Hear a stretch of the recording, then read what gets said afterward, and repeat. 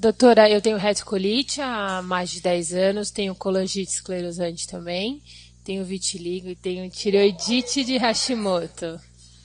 E tenho pressão alta também. Mas está tudo certo. A vida está sendo vivida. Pergunta, sobre a medicação, se fala muito de inovação em remédios biológicos. Eu tomo mesalazina, estou em remissão há 6 anos com a mesalazina. Existe também um futuro promissor para esse tipo de medicação, que é a medicação mais, né, tranquila, assim, enfim, não sei como é que vocês chamam. Então, eu acho que tu te lembra daquela estrada ali no início. É isso, assim, que vocês têm que entender, que tem paciente com doença leve, o tratamento é esse que tu tá fazendo, tá certíssimo.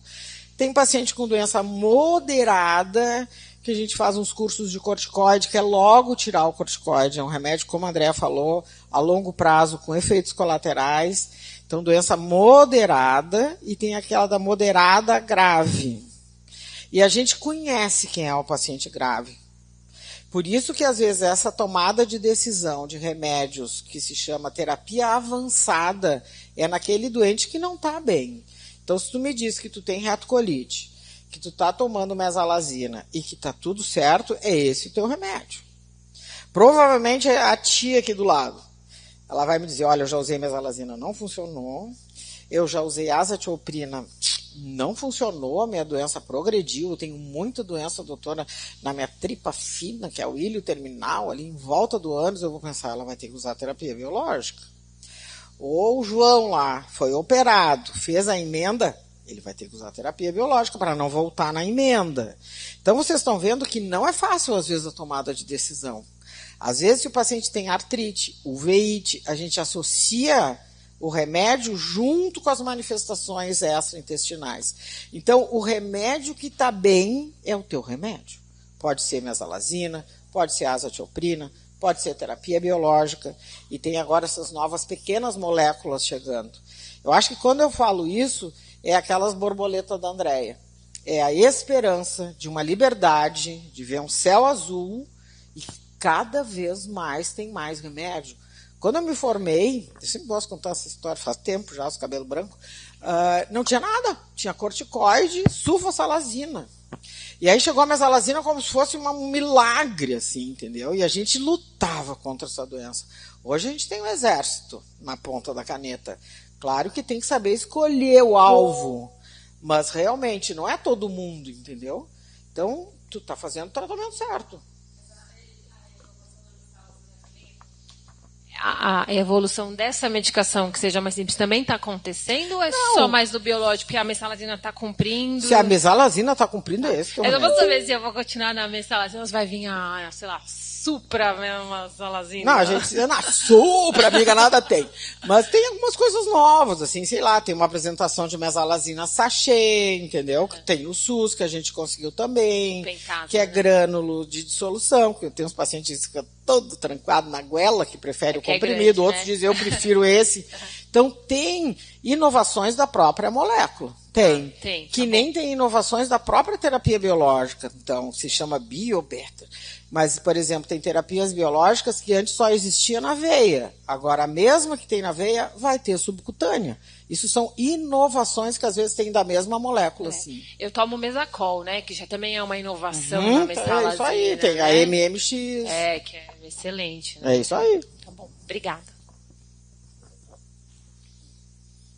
Eu vou pedir ajuda das minhas colaboradoras aqui se eu não souber responder. Pode vir, André. Bom dia, meu nome é Ivete, eu represento meu filho Pedro Henrique. E a pergunta é para a doutora Andrea. Doutora, eu vi da medicação, cada um tem que fazer a sua medicação conforme a sua médica, mas eu queria perguntar assim, meu filho ele toma Estelara há mais ou menos 2 anos, de 16 em 16 semanas. Mas ele não toma, uma aplicação da Estelara, Estelara. De 8 em 8, mas... Tá. Eu não sei precisar o tempo, assim. Só que ele não toma o corticoide. Só essa medicação. Tem como precisar, assim, o efeito colateral com o tempo? De o que pode surgir com o tempo dessa medicação que ele toma? Sim, é uma pergunta interessante que às vezes é uma preocupação de alguns pacientes. Ah, você está me prescrevendo um biológico, mas eu fui ler na bula, tem esse, tem aquele outro efeito colateral. Sim, toda medicação tem efeito colateral. Se a gente tomar uma aspirina, tem efeito colateral. Mas aí eu sempre faço um exercício com o paciente que é colocar uma balança. Risco da medicação e benefício da medicação e risco da doença, né? No caso, o ustekinumab foi a medicação mais... agora, ontem acabou de aprovar uma outra, mas vamos dizer assim que, tirando essa que aprovou ontem, foi a mais nova que a gente tem. Ela foi aprovada em 2016. E o que a gente tem notado é que, até baseado em todas essas pesquisas, qual que é a maior preocupação do paciente e dos médicos? Eficácia e segurança.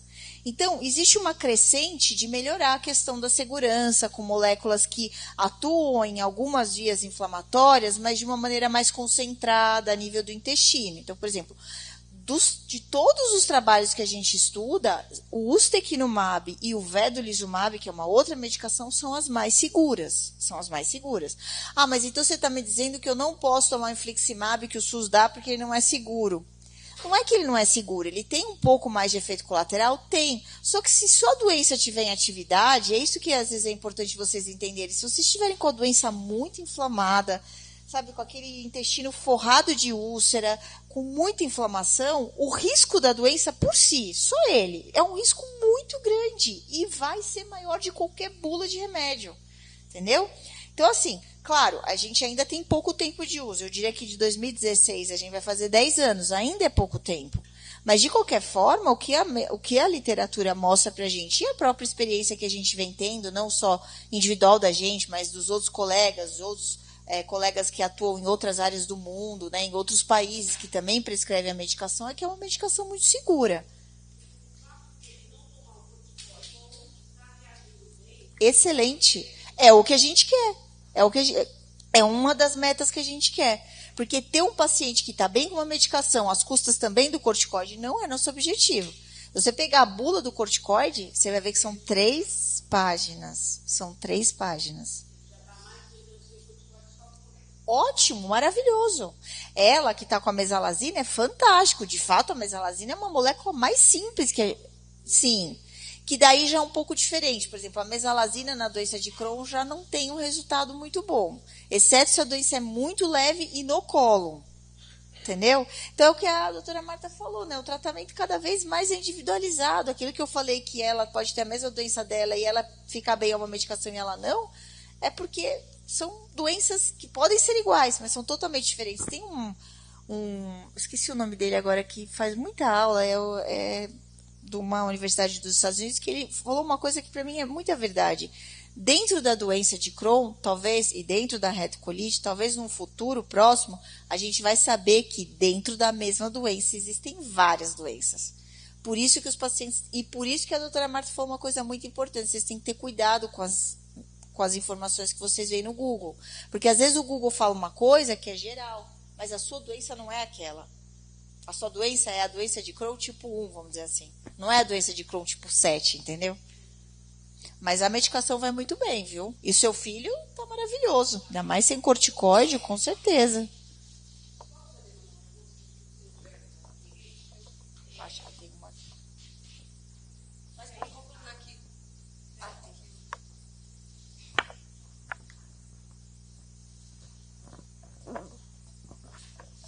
Eu vou aproveitar, assim, eu falei de 8 semanas, né, mais ou menos, que ele toma. Pode ter reduzir o tempo de tomada ou não?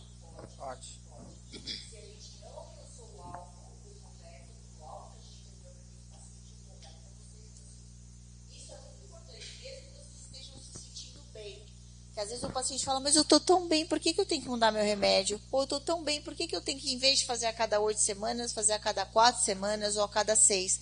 Porque daí a gente vai colocar vocês no grupo, analisando fatores de risco que vocês têm individual, fatores da doença que são muito individuais, tudo isso a gente leva em consideração. E isso a gente tem notado, que quando a gente consegue alcançar esses alvos, a gente consegue ter um desfecho muito melhor para o paciente. Às vezes, eu sei que vocês querem muito só a melhora dos sintomas, mas às vezes não é só esse o que a gente quer. É óbvio que a gente quer. a gente viveu uma época, eu também posso falar, que era esse o que a gente queria. A gente passava pacientes internados lá no hospital. E aí, como é que você está hoje? Quantas evacuações você teve? Puxa, doutora, eu tive 2. Yes! Saiu de 10 para 2, está resolvido o problema dele. Mas hoje a gente sabe que não é só isso. Que ter a doença controlada clinicamente é fantástico. Mas ter outros alvos, como, por exemplo, a cicatrização da mucosa, aquelas feridas que a doutora Marta, cheia de cicatrizes ali, aquilo, gente, dá muita tranquilidade. Ele ia fazer uma cirurgia para tirar um pedaço do intestino. Com a medicação ele não precisou.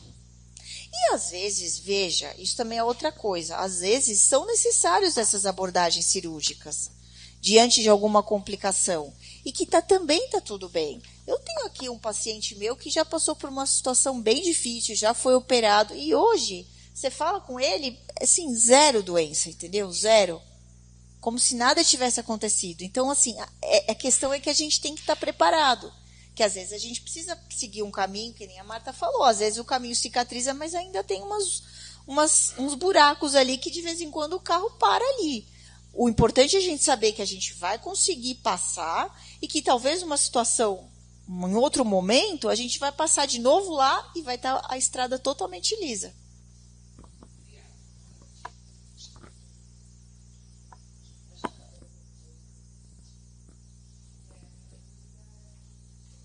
Acho que não está com o microfone. Oi? Minha dúvida é para ambas, tá? Como vocês estão sempre em congressos mundiais, enfim, eu queria entender, dentro da literatura como um todo, no globo, como é que está essa questão da associação de doenças imunobiológicas? Essa pergunta é profissional, parabéns. Não, eu sou paciente. Não, mas isso é um Só há negócio... 33 anos. Parabéns, porque isso é um negócio, assim, foi abordado agora do congresso que a gente acabou de chegar. Isso é uma coisa extremamente nova. É que eu recebi essa proposta indecorosa e eu fiquei com cagaço. Não, eu também ficaria. Esse é um negócio, é uma abordagem completamente nova, mas que é aquilo que a Andrea falou. Tem pacientes que têm esse perfil da doença, que é uma caixinha de surpresa, com essa cascata inflamatória, que não, a gente já está aprendendo isso que tu está falando, não adianta só bloquear uma, porque a outra vai pelo lado, entendeu? Então, a associação de biológicos, ou biológico com esses remédios, que agora vocês vão começar a ouvir também, porque a mídia está aí, das pequenas moléculas, que esse lançamento que a gente foi ontem, é o futuro. Para aquele que não fica bem com um, entendeu? Porque essa doença é muito traiçoeira, que nem eu digo. A gente vai numa rota, tá tudo bem, vou dar um exemplo, sei lá, infliximab, tá? O que acontece às vezes depois de um ano? O organismo reconhece, cria uma outra via ainda anticorpo contra o remédio. Aí a gente troca a rota, é que nem trocar a estrada, entendeu? Vai nessa outra, o organismo reconhece ou não responde, ou tem efeito colateral, isso é a verdade dessa doença, vamos para outra. Então está se vendo nos estudos futuros que provavelmente para alguns pacientes a associação de biológicos vai ser o futuro. Mas é muito novo. É novo, mas eu acho que é o caminho. Sabe? É aquilo que eu falei do medo, entendeu? Eu acho que às vezes medo é uma beleza. Porque a gente tendo medo, a gente tem um acompanhamento médico, a gente questiona, a gente faz exame, e a gente vê logo se tem um efeito colateral, entende? Eu tenho mais medo da doença ativa, que esse paciente vai ir para a cirurgia, vai ter câncer, vai ter complicações, isso sim eu tenho medo, do que aquele paciente que vem ali que eu vou controlando. Isto é a decisão compartilhada. Eu vou te falar, que nem a André disse, dos riscos, e eu vou te mostrar os benefícios. Então, esta proposta, esse teu médico, ele está mega atualizado. Porque é isso, alguns pacientes nós vamos fazer. Você se lembra do HIV? A AIDS. Né? A gente viveu um momento, quando surgiu a AIDS, era uma medicação só. Como chama? AZT. Depois começaram a perceber que era preciso associar moléculas. Claro que a dimensão é diferente, porque aí eu tenho um vírus que eu estou tratando, né? Mas hoje, como é que você trata HIV? Como é que você trata AIDS? Com um monte de remédio. E o que aconteceu com a doença? Não desapareceu. A gente ainda tem casos, mas assim, em termos de controle, eu lembro quando surgiu o HIV, quando surgiu a AIDS, era assim, meu Deus, é tipo o demônio, assim, ver na frente, assim. Era uma coisa que crucificava a pessoa a morrer. Hoje não. Hoje eu tenho pacientes que têm HIV que estão há 10, 15 anos com a doença como se não tivesse nada. Então, eu acho que esse caminho... E a gente tem um colega, a doutora Marta tem um colega, que hoje é um senhor já, ele fez faculdade aqui em São Paulo e foi para os Estados Unidos para estudar doença inflamatória. E hoje ele é um grande pesquisador da Cleveland Clinic, como eu te falei, já é um paciente mais idoso, um senhor mais idoso. E ele, há muitos anos, todo ano ele vem para o Brasil, porque ele tem família aqui, então ele, de vez em quando ele passa lá no meu hospital, porque ele foi de lá. E eu lembro que 2015, 2014, mais ou menos, quando ele veio, foi convidado para fazer uma palestra, ele foi chamado para ser professor.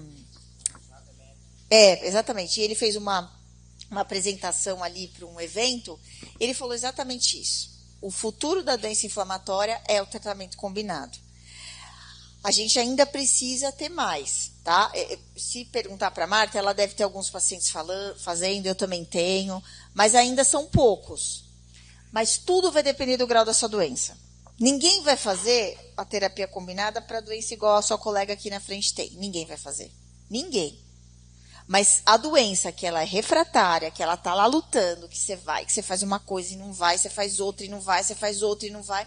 Chega uma hora que, é o que eu falei, você tem que seguir os seus objetivos. Você não pode falar, deixa para lá, essa doença ninguém resolve, deixa para lá e fica desse jeito. Nós não podemos fazer. Então é a mesma coisa que pôr o papel CRM, né, na gaveta e falar, não sou mais médico, não é nosso objetivo esse, você entendeu? Então, se você chegou a esse tratamento, que todos os congressos estão falando, é porque realmente você tem necessidade. E por mais medo que você tenha, é o que a doutora Marta falou. A inflamação, pessoal, não é brincadeira, não. A inflamação é algo bem complicado e bem traiçoeiro no nosso corpo. Haja visto o que está acontecendo com o câncer. Tem trabalhos mostrando que a população obesa, hoje, a obesidade, só a obesidade, 30% de risco de trato gastrointestinal com câncer. 30%. É muito alto, gente, isso. Sabe por quê? Porque o que tem no tecido gorduroso? Inflamação.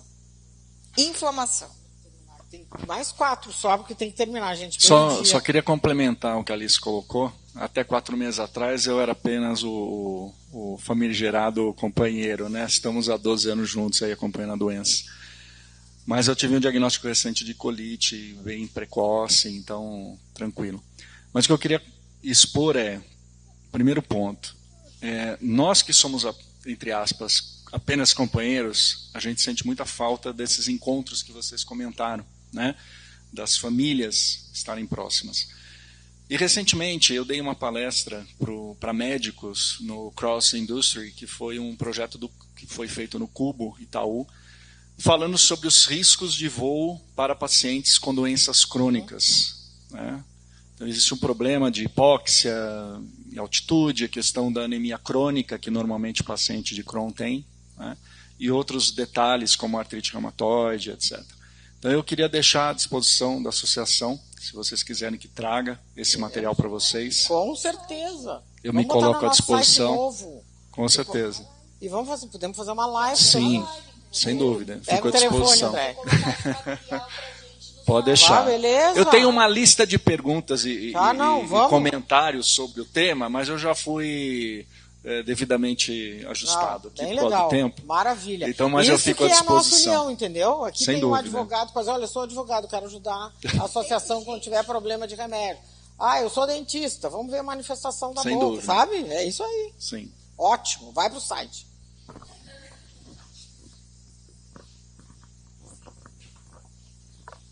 Bom dia. Meu nome é Renata, eu tenho retocolite. E me surgiu uma dúvida quando a doutora Isabel estava falando sobre nutrição a respeito do glúten. Ele potencializa a inflamação no intestino? Pior que chama Isabel que ela saiu. Pior que sim. Não só para quem tem doença, né, inflamatória, o glúten, né, já está mais do que provado que causa aí várias inflamações, até para quem não tem esse problema. Mas para quem tem, isso agrava? Olha, essa pergunta eu me lembro de outros eventos nossos que foi feito para a Isabel, e o que a Isabel sempre fala depende de cada paciente, tá? Existe uma doença que é totalmente relacionada ao glúten, que também é uma doença autoimune, que é a chamada doença celíaca. O glúten é assim, a coisa que tem que ser evitada mesmo, evitada diariamente. Na doença inflamatória, eu acho que são os exageros que pegam. Entendeu? O que acontece, às vezes, a pessoa tirar um alimento, trocar um prato com verdura, com legumes, com um pouco de proteína, por um pão. E isso troca no café da manhã, isso troca no almoço, isso troca no lanche da tarde, isso troca no jantar. Isso é péssimo para qualquer um de nós, tá, gente? Não é só para quem tem doença inflamatória. Agora, se o seu problema não é o glúten, ou você não tem doença celíaca, ou você também não tem uma intolerância, porque é grande na população as pessoas que têm intolerância, ou seja, eu como glúten, eu fico distendida, eu fico com a barriga, independente de ter doença inflamatória ou não. Se esse não é o seu problema, o glúten não é muito pior você comer uma salsicha, que eu falei, do que um pedacinho de pão que você comprou numa padaria, que é caseiro, que é de fermentação natural, você entendeu? É muito pior você comer a salsicha. Então, assim, às vezes a gente também tem que ter um pouco de cuidado, porque agora tudo, coitado do glúten, é o vilão. E não é bem assim. Acho que o que acontece é que 30% dos pacientes com doença inflamatória têm síndrome do intestino irritável junto. Eu posso dizer porque eu tenho síndrome do intestino irritável. De fato, quando você consome muita farinha branca, você fica pior dos sintomas. Isso eu posso dizer por mim, porque eu sinto na minha barriga e no meu intestino, lá no meu vaso sanitário, eu sei como é que eu fico, entendeu?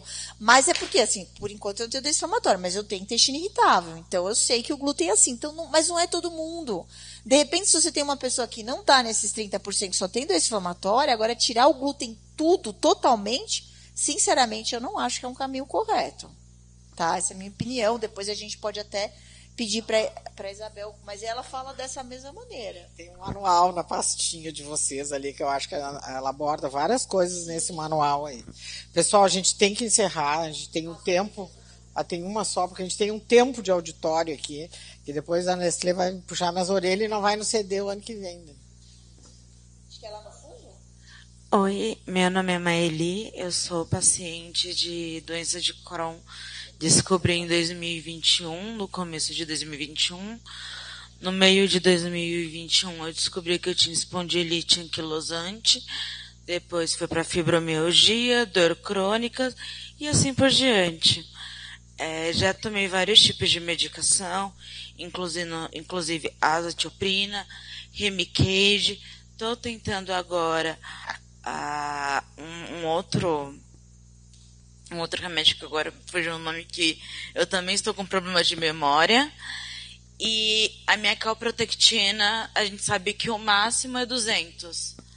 Eu até brinquei com a minha família quando eu falei, gente, lembra daquele meme do Dragon Ball que eles falam mais de 8.000? A minha calprotectina está em mais de 5.000. Eu conversei com o meu médico porque eu entrei em um estado de depressão muito forte.